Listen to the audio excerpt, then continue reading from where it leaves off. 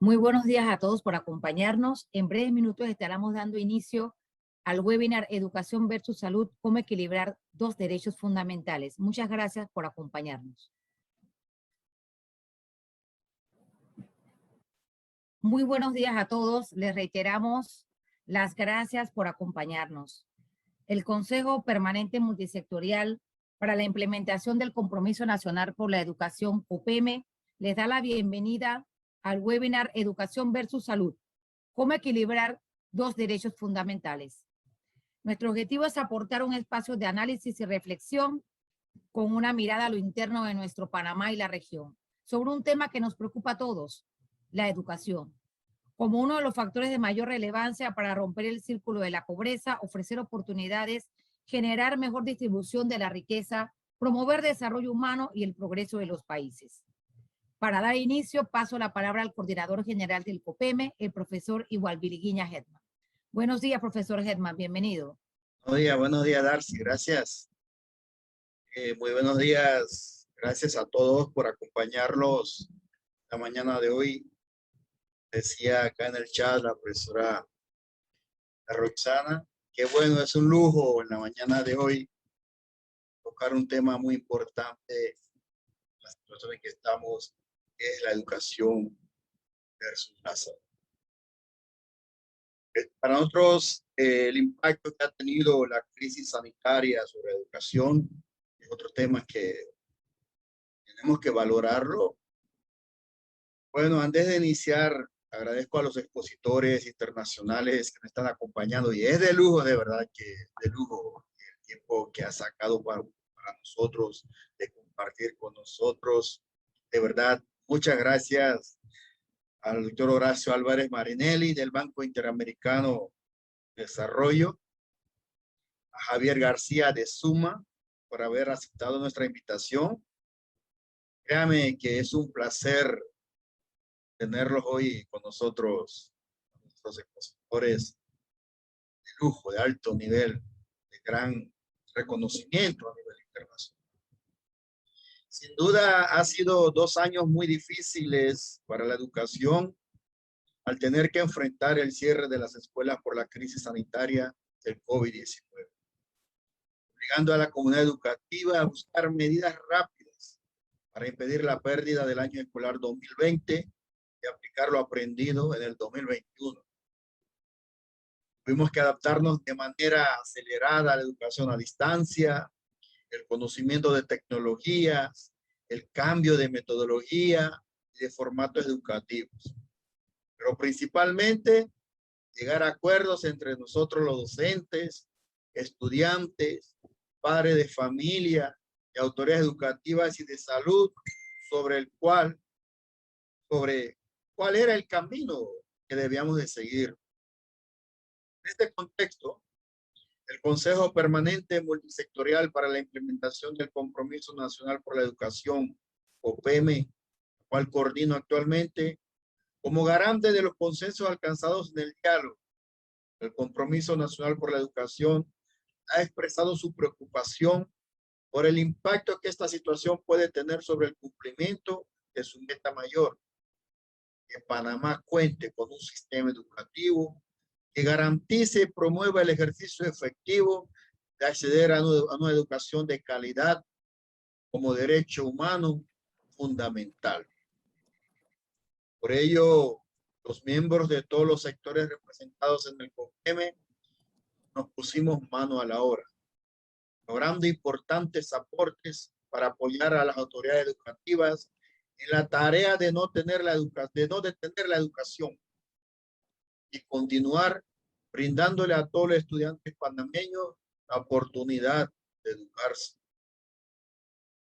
El COPEME consensuó la propuesta de hoja de ruta para el retorno a clases en modalidad semipresencial, encaminada a salvaguardar tanto el derecho a la educación como el derecho a la salud como bienes humanos fundamentales, promoviendo el acceso a educación incluyente, de calidad y biosegura, también muy importante, con pertenencia cultural para nuestros pueblos originarios de las diferentes comarcas del país. además de la propuesta para la creación de una red de retención y reinserción escolar con el objetivo de disminuir la deserción escolar, la propuesta de política pública de educación a distancia, el protocolo de bioseguridad y factores asociados, y el diseño metodológico de la investigación censal, acceso y uso de las tecnologías de la información y de la comunicación. Cabe destacar que a inicios del periodo escolar 2021, el COPEME realizó giras de trabajo en 8 regiones educativas, abarcando más de 17 centros escolares, incluyendo escuelas multigrado, evidenciando que a pesar de que existen grandes retos de conectividad y falta de recursos económicos, especialmente en las áreas de difícil acceso, la comunidad está comprometida con el proceso educativo, realizando acciones como la aplicación de distintas estrategias para no tener deserción. Se concluyó que para el 2021 ya había lecciones aprendidas del año 2020 que facilitaron la implementación de las distintas modalidades de educación a distancia. Hoy en Panamá más de 2.000 escuelas continúan abiertas, atendiendo a los estudiantes de diferentes modalidades, y 1.190 ya cuentan con su certificación de escuela segura, de acuerdo con las últimas cifras publicadas por el Ministerio de Educación. Se estima que para finales de octubre tendrían 2.800 planteles educativos abiertos, gracias a la contribución de los docentes, los padres de familia, los estudiantes, que están haciendo todo lo posible para que nosotros como docentes, con la comunidad educativa, podamos regresar a nuestras aulas que tanto nosotros como educadores extrañamos. Continuamos haciendo esfuerzos como país para que en 2022 todas las escuelas puedan tener clases semipresenciales y presenciales de manera incluyente y segura. Consideramos que pese a los efectos que ha sufrido la educación, también nos hemos podido fortalecer enfrentando a los efectos que ha sufrido la educación. También hemos podido darnos cuenta de nuestras debilidades y aplicando las buenas prácticas aprendidas, entendiendo que tenemos mucho por recorrer. Como COPEME, reforzamos nuestro compromiso por una educación de calidad para todos los panameños. Gracias y los invitamos a aprovechar este espacio de análisis. Bienvenidos y saludos. Muchísimas gracias, profesor Hetman, por esas palabras que nos dan el contexto de este evento que presentamos en el día de hoy, que como mencionamos, nos llama a analizar esos dos derechos fundamentales, que es la educación y la salud, que se vieron confrontados durante esta pandemia. Justamente cuando este COVID-19 nos llevó al cierre de las aulas escolares. Y como hemos anunciado, tenemos el honor de contar con 2 expositores internacionales de talla mundial. Una vez contemos con las presentaciones de los expositores, iniciaremos el periodo de preguntas y respuestas. Ustedes pueden hacernos llegar sus preguntas a través del chat habilitado para este fin.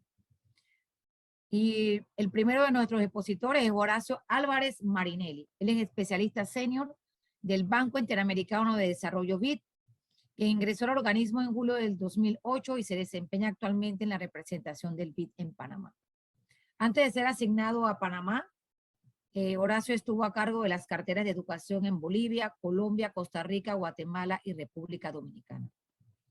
Se graduó como licenciado en Ciencias Económicas y obtuvo una maestría en Administración y Políticas Públicas en la Lyndon B. Johnson School of Public Affairs de la Universidad de Texas en Austin, bajo los auspicios de la beca Fulbright. Sin más preámbulos, lo dejamos con Horacio Álvarez Marinelli, quien expondrá un análisis de la situación de la educación en medio de la crisis sanitaria. Buenos días, Horacio. Bienvenido.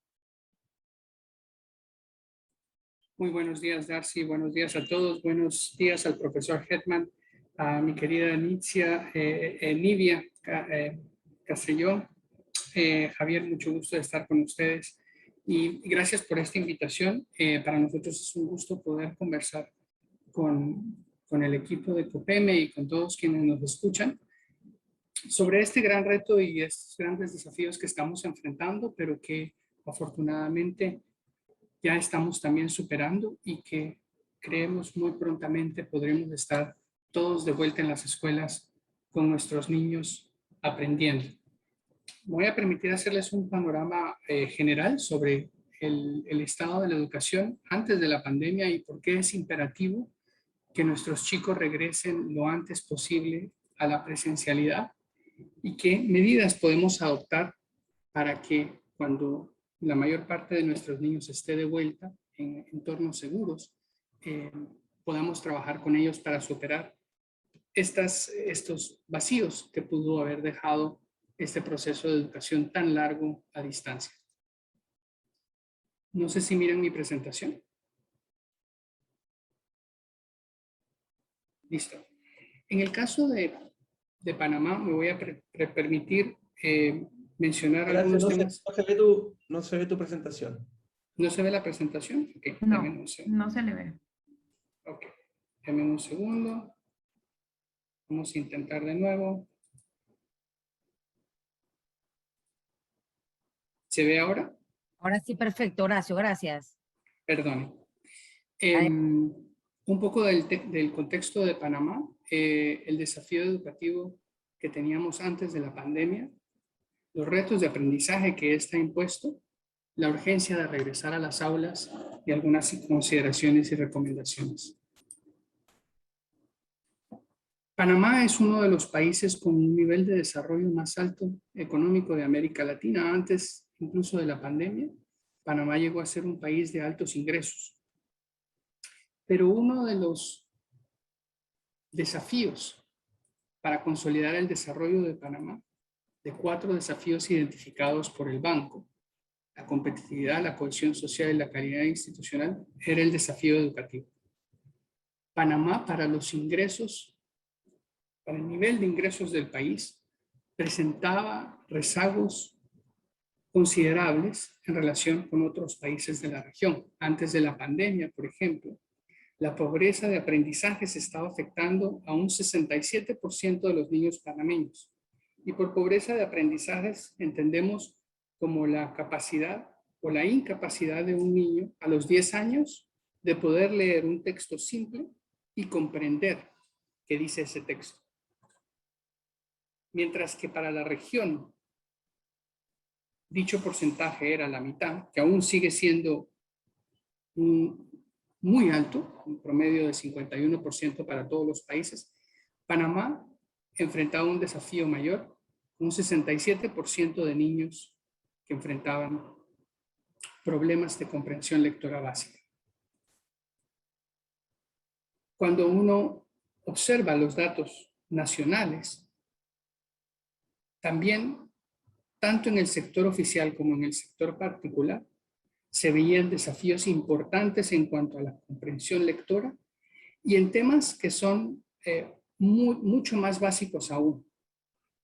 Por ejemplo, en el sector oficial, casi un 24% de los niños en Panamá enfrentaba dificultades con la apropiación del sistema alfabético, que es el eje fundamental sobre el cual se basa la lectura y la comprensión posterior, y sobre el cual se basa el aprendizaje de todas las demás materias. Cuando llegábamos a ver datos de PISA, Panamá también enfrenta desafíos considerables, con 3 años en promedio detrás de los estudiantes de los países de la OECD en cuanto al puntaje de PISA. Y aquí vamos a ver, para hacer una aclaración adicional, que eso es de los estudiantes que en ese momento, a los 15 años, estaban en la escuela. Porque Panamá tiene la particularidad de que muchos de los estudiantes de 15 años, alrededor del 45-48%, ya no están en la escuela a los 15 años o están en un grado muy inferior, usualmente en primaria, un grado que no les corresponde, o están por fuera de la escuela.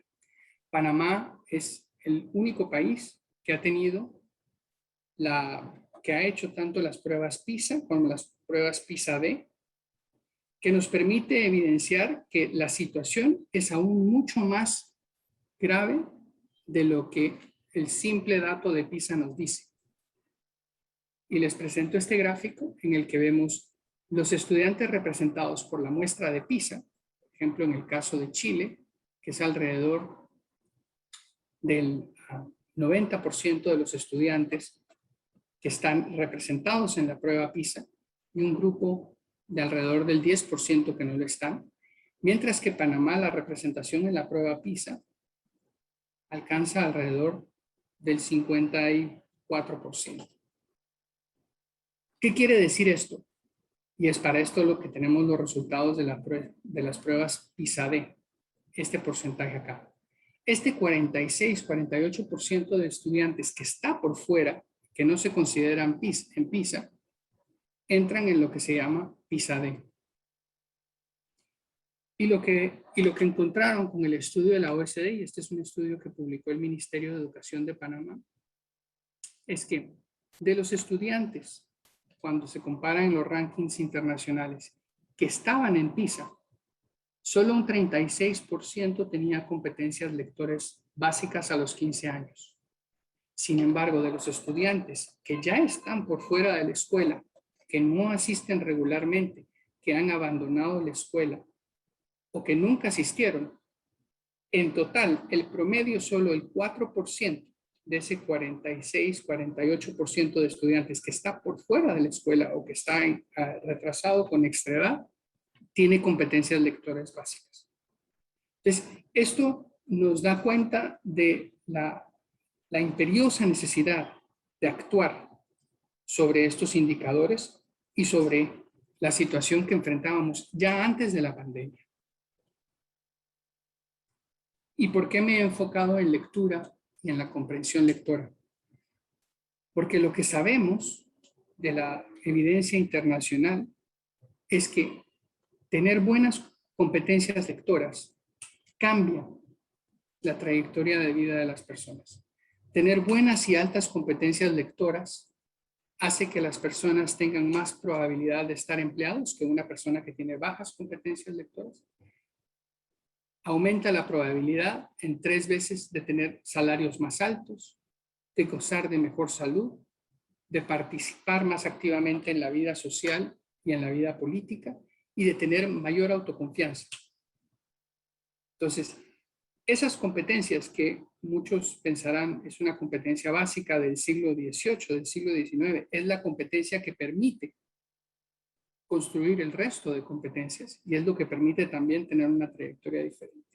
Y me enfoco en esto porque si algo nos ha mostrado la crisis y la pandemia, es que a pesar de todos los esfuerzos que todos los gobiernos de la región y Panamá hizo esfuerzos impresionantes para llevar la educación a distancia y los docentes hicieron esfuerzos titánicos para, como decía el profesor Hetman, ponerse al día con la tecnología, trabajar con los alumnos, comunicarse. A pesar de todos esos esfuerzos, Esther, las clases por televisión, conéctate con Esther, a pesar de todos esos esfuerzos en la región, lo que sabemos es que la educación a distancia no es igual a la educación presencial. Y en el caso de la lectura, aquellos que tienen rendimientos más bajos en los primeros años no logran superar a los que comienzan con rendimientos más altos al iniciar el proceso lector. Hay una brecha que se va ampliando y se va ampliando en el tiempo. Y por eso también la imperiosa necesidad de que nos enfoquemos al regreso a la presencialidad o a la semipresencialidad en los niños más pequeños que estaban recién iniciando su proceso de aprendizaje de la lectura y escritura. El Banco Mundial ha hecho estimaciones de cuánto pudo haber perdido, de cuánto adicionalmente habrán perdido los chicos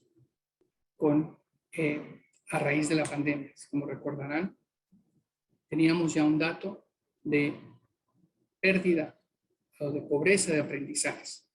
En el caso de Panamá, esto podría pasar de un 65% hasta un 83%, dependiendo de la prolongación del cierre de escuelas y de la exposición de los niños a la educación no presencial. Esto quiere decir que más de 4 de cada 5 niños va a enfrentar dificultades de comprensión lectora si no actuamos al respecto. Y sabemos que el Ministerio de Educación ya lo está haciendo.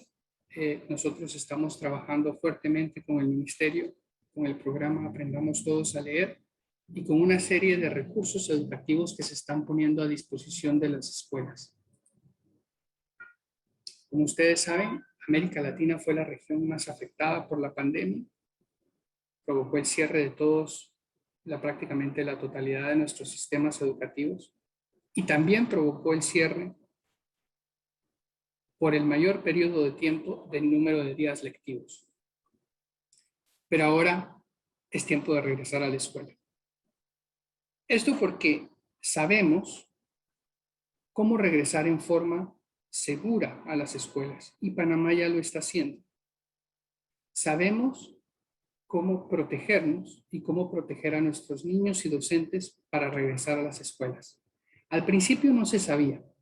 Al principio se comprendía por qué los cierres del sistema económico en general y los cierres de las escuelas se dieron en forma abrupta. Pero en la medida en la que pasó el tiempo, fuimos aprendiendo cómo, a nivel mundial, cómo controlar la pandemia, cómo controlar los contagios, cómo hacer que los contagios en la escuela no fueran mayores que los contagios en la vida cotidiana. Y hoy Panamá, además, tiene la ventaja, enorme ventaja, comparado con el resto de América Latina y el Caribe, que tiene una de las tasas de vacunación más altas de la región, una de las tasas de contagios comparativa más bajas de la región, lo que hoy permitiría que todas las escuelas puedan comenzar en forma híbrida o presencial de inmediato. Y eso aplaudimos los esfuerzos del gobierno de Panamá en esta campaña masiva de vacunación que ha sido tan efectiva, así como en este proceso de reapertura gradual. Pero podemos hacerlo más rápidamente todavía. Países como Francia y España, por ejemplo, sus sistemas escolares cerraron por 2 meses o 3 meses a la presencialidad, porque se dieron cuenta muy rápidamente de que no podían hacer lo mismo, no podían brindar la misma calidad educativa en forma virtual de lo que hacían en forma presencial. Ahora tenemos prácticamente todos los sectores económicos están abiertos, los centros comerciales, los supermercados, los lugares de recreo, los bares, los restaurantes. Pero aún tenemos algunas escuelas en la región que no están abiertas. Es urgente regresar a las escuelas. Nuestra salud ya no depende de ello. Y ahí, en este punto, me quiero detener. Es una falsa dicotomía. Hoy, decir educación o salud. El daño que podemos hacerle a nuestros niños por la no reapertura es mucho mayor que cualquier riesgo de salud que puedan tener o por cualquier contagio que puedan tener en el entorno escolar. Y como les digo, sabemos, y el gobierno de Panamá lo está haciendo, cómo controlar los contagios al nivel de las escuelas. Y eso nos permite tener la tranquilidad de que podemos hacerlo en forma efectiva para que todos los niños puedan regresar lo antes posible. Además de estas consideraciones de reapertura, diría que el gobierno que ya está trabajando, el Ministerio de Educación, que ya está trabajando es continuar estos procesos para el retorno con instrumentos y recursos educativos para los docentes de evaluación formativa. Como les digo, con el banco ya estamos apoyando los esfuerzos de las direcciones de evaluación, de las direcciones general, de la dirección de básica, para regresar con recursos, con materiales impresos y didácticos, con evaluación formativa a las escuelas. Un tema adicional en el que nos tenemos que ocupar, además de las áreas de matemáticas y de lectura que ya mencioné anteriormente, al regreso, es trabajar mucho en el bienestar socioemocional y en las competencias socioemocionales de los niños. Sabemos que muchos de los niños si no han sido afectados directamente por la parte sanitaria, por la parte de salud y han perdido algún familiar, sí han sufrido largos periodos de encierro por la cuarentena, sí han sufrido pérdidas en los hogares, pérdidas económicas, pérdidas familiares y pérdidas de interacción social con sus compañeros. Esos espacios, al recobrarlos, debemos realmente hacer un esfuerzo por dotar a los docentes de los insumos para que ellos puedan trabajar con sus niños en esos aspectos tan importantes como es la salud mental y socioemocional. También tenemos que darle a los docentes, como les digo, esto ya lo estamos trabajando con el Ministerio de Educación, para que tengan evaluación formativa progresiva, para que ellos puedan ir evidenciando en el camino cómo van mejorando los niños en el transcurso del año escolar.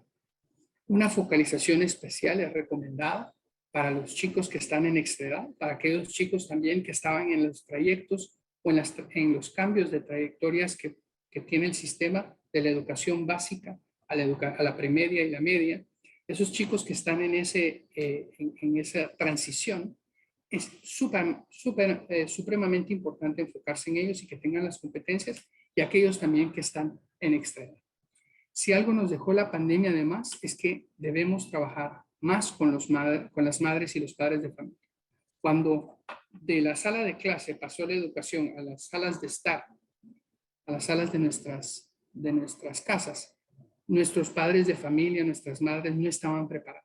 Y podemos hacer un mejor trabajo desde la escuela, desde nuestros sistemas educativos, para mantener ese apoyo y para lograr que ellos también se conviertan en un tercer educador para nuestros niños, además de las aulas y los recursos educativos y nuestros docentes.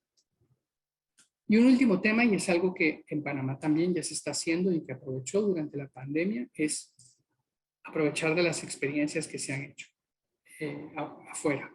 Panamá, por ejemplo, con el apoyo de docentes panameños, ha adaptado el material de matemáticas que se generó en Centroamérica por la cooperación de JICA, un programa nuevo que tienen que se llama Panamática. Esto es el aprendizaje de más de 25 años de operación de este programa en Centroamérica, que se tuvo gracias a la cooperación del gobierno de Japón. Y además aprendamos todos a leer, que también se generó inicialmente en Colombia y que recientemente ganó un premio Wise y que ahora está disponible adaptado por maestros panameños a las necesidades del país. Vemos que eso es sumamente importante y para otras materias y otras áreas habría que hacerlo a futuro. Desde el BID, pues estamos acompañando a los países de la región en este camino de reapertura segura y la atención educativa tanto presencial como híbrida. Esto es parte de nuestro mandato en la visión 2025 de reinvertir en las Américas para que la recuperación económica sea lo más rápida posible. Nosotros les agradecemos a ustedes al compromiso por la educación, por permitirnos este espacio, y agradecemos también la confianza del gobierno de Panamá por permitirnos apoyarlos en esta trayectoria. Muchísimas gracias y quedo después pendiente a sus preguntas.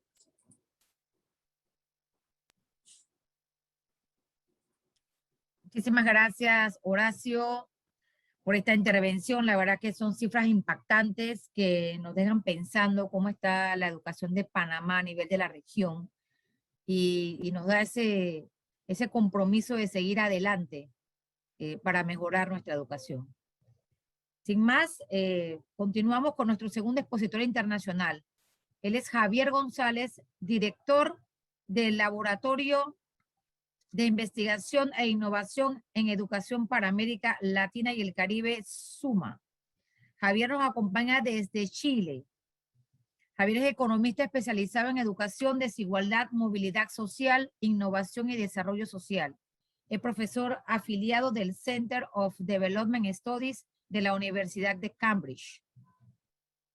Además, ha sido consultor para la UNESCO, el Banco Mundial y el BID. Es doctor en Desarrollo Económico y Social de la Universidad de Cambridge y licenciado y magíster en Economía de la Pontificia Universidad Católica de Chile. Javier González hará la presentación del Gen Report para América Latina 2020, América Latina y el Caribe, Inclusión y Educación, todos y todas sin excepción, elaborado por SUMA en colaboración con la UNESCO y el informe de seguimiento de la educación en el mundo. Adelante, Javier, buenos días.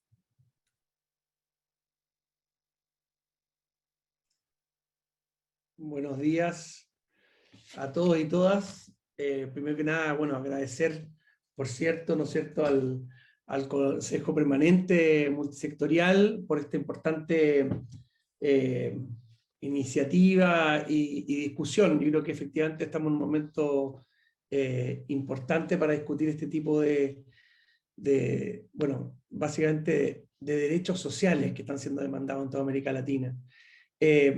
Déjame presentar, ahí necesito que Horacio, si puedes bajar por favor tu presentación. Horacio. Según yo no la estoy presentando, pero creo que me tengo que salir. Claro. Me voy a salir porque hay un problema. Me dice que ya no estoy Ahí presentando. está. ¿Ya? Ahí en la Esto es lo que sucede cuando hacemos las cosas en vivo. Ay, Gracias, disculpa. gracias por la Bueno, comprensión, no muy pasa bien. nada. Gajes del oficio, de lo que Gracias. es trabajar una producción en vivo. Adelante, Javier. Perfecto. Ahora se ve tu presentación muy bien, Javier. Si nos compartes en pantalla completa, excelente. Ahí se ve como modo presentación bien. Sí, Javier, excelente. Adelante. Perfecto. Entonces, bueno, como digo, quería partir agradeciendo realmente la oportunidad de discutir junto a los distintos panelistas este tema que es tan relevante, ¿no? Estamos en una región donde efectivamente nos ha pegado fuerte el COVID, no solamente en educación, sino que en los temas económicos, ¿no es cierto? Esto ha generado obviamente un impacto social y político muy importante en toda nuestra región. Y hay una demanda, por lo tanto, creo yo, legítima, por derechos sociales que sean reconocidos, que sean garantizados, incluso que sean justiciables desde el punto de vista incluso constitucional. En algunos países hemos tenido ya esa discusión, ¿no es cierto?, de las garantías constitucionales en educación, que a veces existen en el ámbito de la salud, pero que han llegado mucho más tarde en el ámbito de la educación. Entonces lo que quiero decir es que me parece sumamente pertinente. Y en este ámbito, simplemente partir diciendo que efectivamente bueno, como digo, la pandemia ha generado grandes estragos y tenemos que tomar, digamos, esta oportunidad como una oportunidad de repensar el sistema de educación. Ahora, no repensarlo desde el vacío, sino que repensarlo desde el contexto, de nuestro contexto latinoamericano, de nuestra cultura e historia, y desde conociendo, quién sabe, la mayor herida que tiene nuestra región, que tiene que ver con la desigualdad, la profunda desigualdad histórica que existe en cada uno de nuestros países. América Latina, como todos sabemos, es la región más desigual del mundo, no la más pobre, pero sí la más desigual. Y eso en todo orden de temas, en lo político, en lo económico y en lo social. Y ciertamente la educación puede jugar un rol clave. Y es por eso que desde SUMA y en conjunto con la UNESCO, nos propusimos elaborar en conjunto el primer informe regional sobre básicamente qué pasaba con la inclusión y la educación en nuestra región. El primer informe, digo, obviamente sobre estos temas hay muchos, pero el primer informe de seguimiento de la Meta 4, que es el informe autorizado, digamos, oficial para hacer este seguimiento, que es el Global Education Monitoring Report. Y por lo tanto, si bien siempre ha habido informes a nivel, digamos, mundial, nunca se había hecho uno específico para nuestra región. Y por lo tanto, como digo, entre SUMA y UNESCO decidimos hacer este informe para ir más allá de los promedios, ¿ya? Para entender que en nuestra región claramente cohabitamos en países donde, ¿no es cierto?, estamos en condiciones materiales muy distintas. Y eso también, por supuesto, es causa y efecto de nuestro sistema escolar. Por lo tanto, bueno, quisiera, y esto ha sido la invitación, presentar el informe para América Latina, que se publicó a fines del año pasado, pero que sigue siendo, por supuesto, vigente, Más aún, lamentablemente, la pandemia ha empeorado muchas de las cifras que voy a mostrar hoy día. Este informe consta de un esfuerzo importante y bastante único, que se elaboró a partir de 29 estudios de caso en 19 países de la región, con un foco, como digo, en aquellos grupos que están más excluidos de nuestro sistema, aquellos que quedan fuera del radar de la mayoría de nuestras instituciones públicas, internacionales, y que a veces, no, como digo, quedan olvidados de alguna manera. Son los que, ¿no es cierto?, de alguna manera, poblaciones invisibles para muchos de nuestros sistemas públicos y, como digo, de estadística, incluso nacional e internacional. ¿Cuáles son estos? Entre los principales que abordamos fueron aquellos estudiantes y familias en condición de pobreza, estudiantes con discapacidad, migrantes, en zonas rurales, todo lo que tiene que ver con temas de género, ¿no es cierto?, las brechas de género que hay en nuestra región, minorías étnicas, nuestros jóvenes privados de libertad, que es algo muy importante en toda América Latina, en Centroamérica también es tremendamente importante, y son jóvenes que hoy día están bajo la tutela del Estado, y sin embargo, como vamos a ver, si bien, ¿no es cierto?, no tienen derecho a su libertad, sí tienen el derecho humano a recibir educación. Y eso no se está cumpliendo en la mayoría de nuestros países. Y por cierto, el tema de la orientación sexual y la diversidad de identidad sexual y de género, que vemos que en la región también hay mucho por avanzar. Entonces, por lo tanto, un estudio, creo yo, valioso, es un esfuerzo bastante único en este ámbito, y para cada uno de estos grupos lo que estuvimos viendo fue abordar el sistema desde una perspectiva holística, ya no tratando de identificar uno u otro programita, sino que cómo se ve esto desde una perspectiva macro.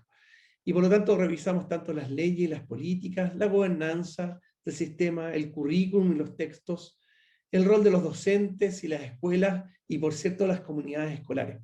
También hicimos un apartado, digamos, en términos de cuáles eran los estragos que está generando y ha generado el COVID, y por supuesto, tal como muy bien mostraba Horacio, va a generar una serie de rezagos, ¿no es cierto?, en el sistema escolar muy importante. Antes de partir entonces con los resultados, quisiera partir, digamos, haciendo una pequeña advertencia respecto a la falta de datos. Y yo creo que esto es importante que lo tomen los organismos internacionales. Nosotros mismos estamos generando una cierta cantidad de información, de datos, hoy día desde Suma. Para quienes no sepan, quién sabe, presento que lo que es Suma. Suma es un centro de investigación regional para América Latina y el Caribe, desde un centro de investigación y de innovación creado por el BID en el 2016 como una institución autónoma, diferente obviamente al BID, en conjunto con 10 ministerios de educación, entre ellos, por supuesto, el Ministerio de Panamá, y que nos abocamos justamente a promover el derecho de la educación. Y en ese rol es que en el ámbito de los datos, nosotros acabamos de impulsar y acabamos de cerrar una de las mayores encuestas que se han hecho en la región, en la cual también participó Panamá. Es una encuesta que la contestaron 220.000 profesores de la región, de 21 países, o sea, por lo tanto es una información riquísima, y esto básicamente con un esfuerzo de seguir acumulando conocimiento e información desde el terreno, y por eso, como digo, le fuimos a preguntar derechamente a los profesores, ¿qué estaba pasando en sus escuelas? Ahora, si queremos entender entonces la inclusión y queremos avanzar hacia la inclusión entendida no solamente como el reconocer, sino que también el valorar y especialmente el construir sobre la diversidad, tenemos que también, por supuesto, medirla, ¿ya? Obviamente uno mide lo que valora, y si valoramos esta inclusión deberíamos medir con más fuerza. Lo que vemos es que se han hecho avances importantes, por ejemplo, hasta en los años 80, solamente 6 países en sus censos preguntaban, ¿no es cierto?, aspectos relacionados con pertenencia a etnias minoritarias. Hoy día todos los países, por excepción de uno, lo hacen. Se ha introducido la lista de preguntas del Grupo de Washington, que son preguntas que permiten dimensionar mejor las discapacidades que hay en la región. Y sin embargo, hoy día todavía hay 9 países en la región que no lo hacen. Tampoco recopilamos mucha información sobre básicamente resultados, o sea, lo que son evaluaciones sumativas. Si bien la región en general es bastante potente a nivel nacional, no todas las instituciones, no todos los países, y especialmente en el Caribe, la mayoría no participa de pruebas estandarizadas que permitan compararnos entre nosotros y aprender. Ahora, es importante también que estos datos no solamente busquen identificar los resultados de aprendizaje, sino que también las experiencias. Y en ese sentido, como digo, valoraba el esfuerzo que se está haciendo gracias al trabajo que hemos hecho con los ministerios para, por ejemplo, conocer más a fondo qué es lo que está pasando en las aulas de clases durante el 2021. Ahora, respecto a la situación, ¿no es cierto?, de cuáles son los grandes números antes de irnos a temas más específicos. Algunos ya lo adelantó mi colega, ¿no es cierto?, Horacio, y por supuesto el doctor Hetman también. Quisiera recalcar algunos. Por supuesto, sigue siendo una región tan desigual que lo que vemos que entre ricos y pobres, si uno ve los 20% más aventajados y menos aventajados, aquellos que son más ricos tienen 5 veces más probabilidad de finalizar la enseñanza de secundaria. Este es un tema importante porque en América Latina hemos aumentado mucho nuestra cobertura. A veces se tiende a pensar que la cobertura ya es cada vez más un problema del pasado, cuando en realidad no. Lo que vemos que en la región, de acuerdo a los últimos datos que tenemos, en torno al 56% de los jóvenes terminan y completan su educación secundaria, pero hoy día, incluso dado el COVID, ese número va a bajar, ¿ya? Va a bajar en torno al 45%, depende de los datos que uno tome, pero básicamente va a haber una disminución importante en términos de la capacidad como digo, de completar la educación. Y por lo tanto el tema del abandono es un tema importante. En el caso de Panamá, el 24% de los jóvenes abandonan la secundaria alta. Esto es un número obviamente muy alto que se complementa con los números que mostraba Horacio hace un rato. Pero nuevamente estos son los promedios, entre comillas, o los grandes números que generalmente escuchamos, pero cuando nos vamos a grupos específicos, vemos que, por ejemplo, los jóvenes con discapacidad, y aquí muestro, ¿no es cierto?, tienen 10 puntos porcentuales menos de asistir a la escuela, ¿ya?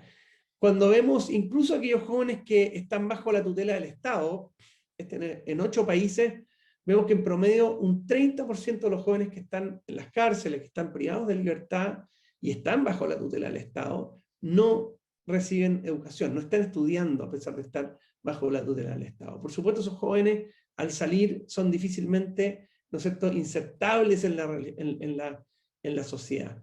Por lo tanto, eso es un tema crítico. Pero también, nuevamente, y se ha ido relevando cada vez más, ¿no es cierto?, en nuestra región, y lo muestra nuestro estudio, en 7 de 11 países la asistencia de estudiantes afrodescendientes es menor al resto de sus compañeros. Y no basta con solamente entrar y asistir a la escuela, sino que también, por supuesto, entre aquellos que asisten, tal como se decía, la mayoría no entiende lo que lee. Básicamente eso es el resultado. Y por supuesto, hay un tema también de los idiomas, que pocas veces o se habla, pero se actúa menos, que básicamente que es muy importante, por supuesto, que se enseña a los niños, especialmente en los primeros grados de primaria, el primer ciclo, en el idioma propio. Efectivamente, aquellos que hablan, ¿no es cierto?, en su casa, el mismo idioma que se enseña en la escuela, tiene 3 veces más de probabilidad de leer y comprender lo que leen. Pero vámonos entonces a más resultados del informe. Aquí ya se hablaba un poco, por lo tanto voy a ir un poco más rápido debido al tiempo, pero bueno, todos sabemos, por supuesto, que el COVID generó esta brecha enorme. Nos dimos cuenta que estábamos lejos de este sueño, quién sabe, idílico que tenían algunos de que ya estábamos, ¿no es cierto?, en la era digital absoluta y que América Latina, ¿no es cierto?, ahora lo importante era la inteligencia artificial, no que no lo sea, pero claramente lo que nos muestra es que estamos mucho más atrás. Vimos, y Suma trabaja también con escuelas en terreno, vimos escuelas totalmente aisladas, sin elementos básicos, ¿no es cierto?, de internet, de computadoras, nuestros profesores poco realmente preparados. Y yo creo que lo más importante que quisiera destacar acá es que con el COVID nos dimos cuenta que la escuela es mucho más que un lugar donde se aprende, sino que es un lugar clave, donde también desde el punto de vista social le entregamos alimentación a nuestros jóvenes y niños y niñas, salud a través de distintos elementos de vacunación, cuidado y bienestar, todo lo que tiene que ver con desarrollo socioemocional, y todo lo que vimos, el aumento de violencia que mostró la UNICEF con datos intrafamiliares, ¿no es cierto?, en el hogar, teniendo a los niños como una de las principales víctimas. Por lo tanto, la escuela es un lugar de protección. Nuevamente creo que es un lugar que lo hemos valorado aún más cuando se estaba hablando que la escuela, en algunos casos, en algunos foros, más de algunos decían, bueno, la escuela le queda poco, o es un espacio que en el largo plazo va a desaparecer. Yo creo que esta COVID nos ha demostrado que la escuela es un espacio riquísimo de socialización, ¿no es cierto?, y de cuidado. Y creo que es importante rescatar eso. ¿Qué vemos desde el punto de vista de nuestra gobernanza? Quisiera destacar 3 puntos. Uno que tiene que ver con la importancia de garantizar en toda la región. Se está haciendo un avance importante, pero vemos que se requiere colaborar aún más de manera horizontal. Nuestros ministerios de salud, de desarrollo social, de educación, en general muchas veces trabajan en estancos. Tenemos que seguir funcionando más con una colaboración horizontal mucho más potente. Hay esfuerzos, por ejemplo, que uno puede ver en temas de las transferencias condicionadas, como uno de los ejemplos, que también requiere muchas veces mucha interseccionalidad y que tiene un efecto importante en temas de nivel de educación. En temas de colaboración vertical para aquellos países especialmente que son federados, pero no solamente para ellos, ¿no es cierto? En el caso, por ejemplo, de Brasil, podemos destacar el fondo Fundeb, que es un fondo que lo que hace es eliminar, a través de transferencias, ¿no es cierto?, entre municipios, elimina las desigualdades de financiamiento, en este caso disminuyó un 12% en 5 años. Este tipo de movimientos y de mecanismos de gobernanza son importantes para todos nuestros países, de manera de nivelar la cancha entre territorios. Y por último, en temas de gobernanza, algo que es importante, y destacamos también en el informe, es que en América Latina, lamentablemente, somos la región más privatizada del mundo. Esto no es un tema ideológico, es un tema de datos. América Latina es la región donde el porcentaje de alumnos que asisten a una escuela privada es por lejos la más alta en educación primaria, y es primera o segunda, dependiendo del año que uno lo mida, compitiendo con África subsahariana, en términos de, ¿no es cierto?, el porcentaje de escuelas privadas.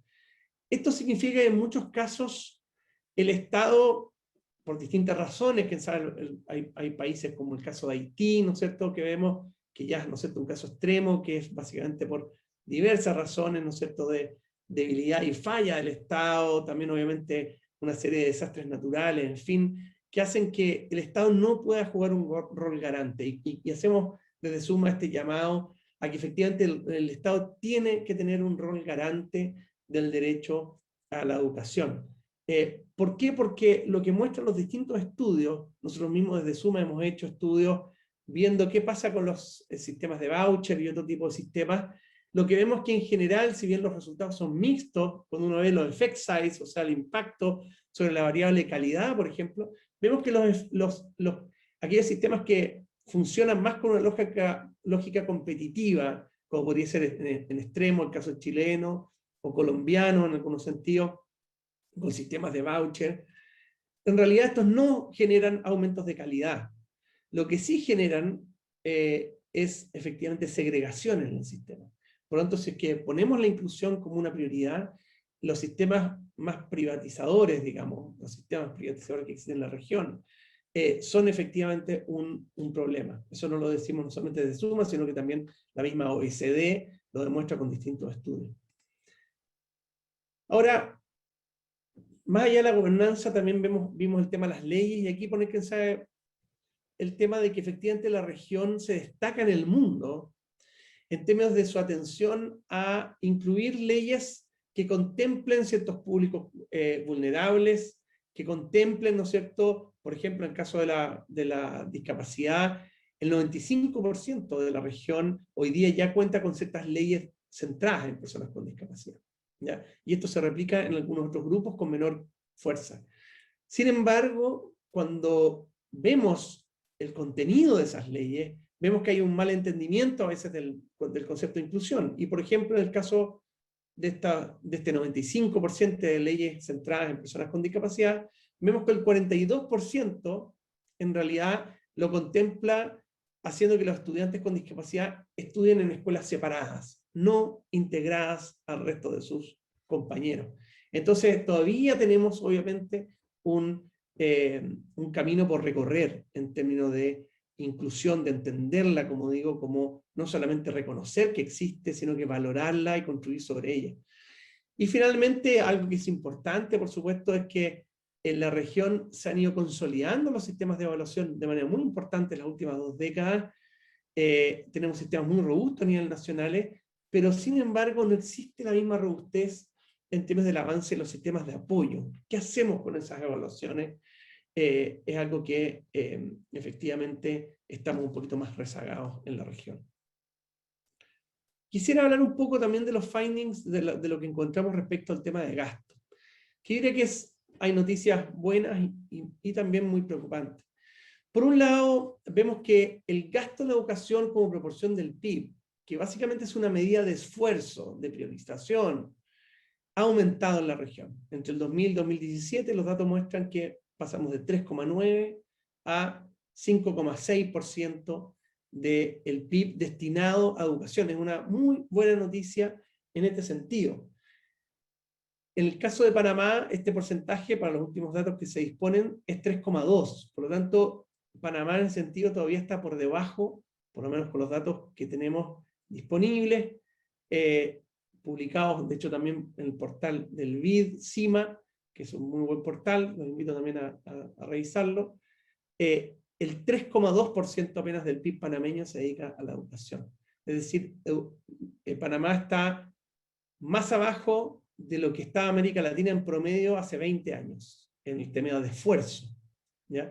Cuando nos vamos al tema del gasto, en términos de dólares por alumno al año, cuando vemos dólares por alumno al año, ahí esta cifra que vemos que aumentó tanto en el gasto de educación como porcentaje del PIB, como también en el gasto de la educación como porcentaje del gasto público, que también aumentó, se revierte un poco la conclusión. Cuando vemos cuántos dólares por alumno al año se gastan, lo que vemos que en América Latina la mayoría de los países están bajo 2.000 o incluso 2.500 dólares por alumno al año. Sin embargo, muchos organismos, entre ellos también el mismo BID, han hecho estudios que muestran que hasta 8.000 dólares por alumno al año existe una correlación entre gasto y calidad. Y por lo tanto nosotros en América Latina estamos en torno al 2.000 en promedio. Es decir, hay mucho por recorrer en términos de gasto, porque la educación cuesta. No es solamente cuesta como porcentaje del PIB. Y esta pandemia mostró que cuesta. Cuestan las instalaciones de agua, de luz, que en muchos de nuestros países todavía en zonas rurales es un desafío muy grande. Cuestan las instalaciones, ¿no es cierto?, de internet o los equipamientos de computador. Cuestan los salarios de profesores, entre otros. Y aquí muestro algunos datos que son importantes y bien revelador, que no estamos hablando de dólares más, dólares menos. En el caso de Argentina, que claramente no es de los países más pobres de América Latina, ni mucho menos, lo que vemos es que 45% de los profesores, estos son datos oficiales del Ministerio de Educación de Argentina, 45% de los profesores trabajan en 3 o más escuelas. Por supuesto que la calidad de la educación no puede aumentar si es que un profesor tiene que trabajar en más de 3 escuelas. Con suerte se va a saber los nombres de los profesores, perdón, de los alumnos, y también, por supuesto, los profesores, sus compañeros. Entonces, la calidad de la enseñanza, de la retroalimentación formativa, que es algo que hoy día nosotros sabemos, y especialmente desde Suma, a través de nuestro sistema de síntesis de evidencia, sabemos que es una de las prácticas más importantes, la retroalimentación formativa. ¿Qué retroalimentación formativa puede hacer un profesor que trabaja en más de 3 escuelas? Muy poco, la verdad. Entonces, el gasto afecta claramente a través de esas vías. Vemos que además está tremendamente centralizado. En el caso de Nicaragua, menos del 2% se administra a nivel local. Y además está poco canalizados a ciertas necesidades o grupos de necesidades especiales o con otro tipo de necesidades. Aquí pongo 2 ejemplos. En el caso de Jamaica, solo el 24% de las escuelas tienen rampas. El 11% apenas de los baños eran accesibles para personas con problemas de movilidad física, ¿ya? En el caso de El Salvador, y aquí pongo el tema de los privados de libertad, se gasta menos de la mitad en aquellos alumnos que están privados de libertad que sus compañeros del sistema regular. Uno esperaría que fuera al revés, que en aquellos casos de estudiantes que están, ¿no es cierto?, en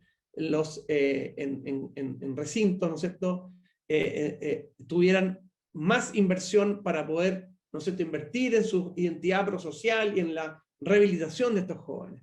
Y sin embargo se invierte la mitad. Por lo tanto, el tema del gasto, digamos, luego especialmente en una región donde existe un nivel de evasión muy grande, existe además impuestos bastante bajos, esto nuevamente lo muestran los datos internacionales, existe la capacidad todavía de, por supuesto, hacer un esfuerzo fiscal más importante.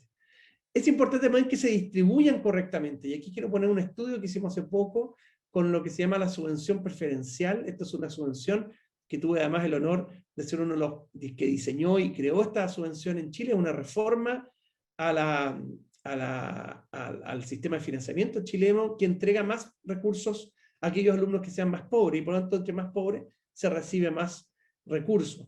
Y aquí vemos en 4 años la línea negrita, digamos, discontinua, son los jóvenes que no recibieron la subvención preferencial, y porque en un momento era voluntaria, ahora ya efectivamente casi todos los colegios lo tienen, y la roja de aquellos que sí tuvieron este mayor financiamiento.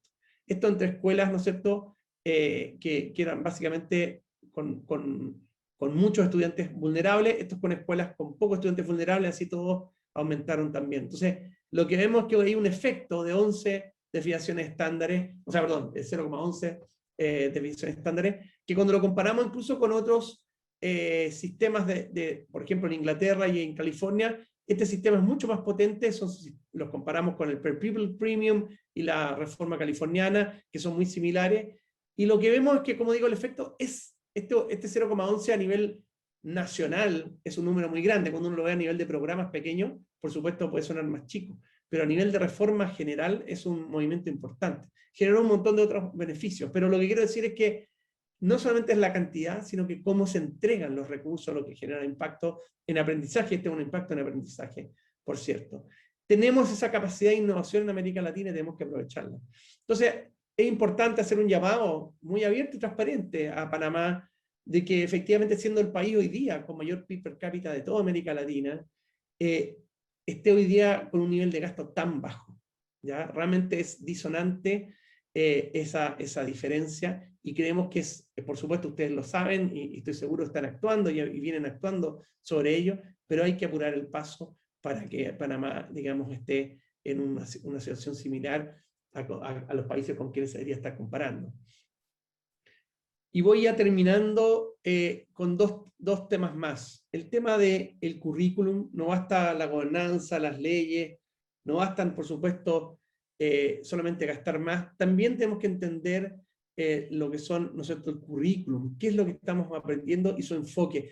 Y por supuesto esto es una discusión muy grande, pero creo que nuevamente mi entrada es desde la inclusión, y acá vemos que hay una serie de temas que son muy importantes. Por ejemplo, en Suriname, en nuestra región, ahí cerca de Panamá, por cierto, hay una región más importante del país, ¿no es cierto?, que el 4% solamente habla holandés, y sin embargo, las clases son en holandés, y las lecciones, o sea, y el idioma, digamos, local, se enseña en lecciones multilingües, ¿no es cierto?, apenas media hora a la semana. Esto, por supuesto, es una especie también de violencia simbólica, diría Bourdieu, y otros, hacia, de alguna manera, bueno, la falta de inclusión, la exclusión es una forma de violencia, claramente, institucionalizada. En el caso, como digo, de los contextos, no hemos adaptado nuestro sistema para que también sea atractivo y pertinente para los distintos contextos. Y aquí pongo nuevamente este dato, que el 30% de nuestros jóvenes no reciben, los que están privados de libertad, no reciben educación formal.